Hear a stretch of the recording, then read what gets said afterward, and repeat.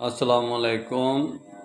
فلسطین کے بارے میں، غزہ کے بارے میں پوری دنیا یہ کہہ رہی ہے جی وہاں نسل کشی ہو رہی ہے، تو اللہ کیا کہہ رہا ہے وہ ہم سنتے ہی نہیں ہیں، قرآن میں دیکھتے ہی نہیں ہیں۔ اللہ تعالیٰ کہہ رہا ہے کہ جو لوگ اپنے نفسوں پر ظلم کرتے ہیں اور ان پر دوسرے ظلم کر رہے ہیں اور وہاں سے وہ اس علاقے سے ہجرت کر جائیں۔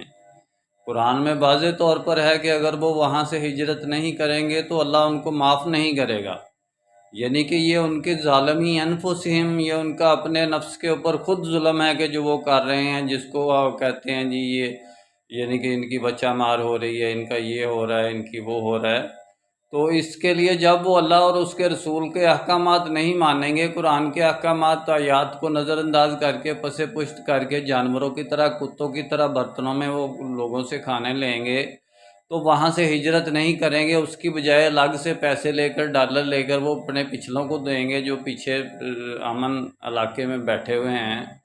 تو بھائی یہی حال ہوگا، پھر اسی طرح کے کام ہوں گے۔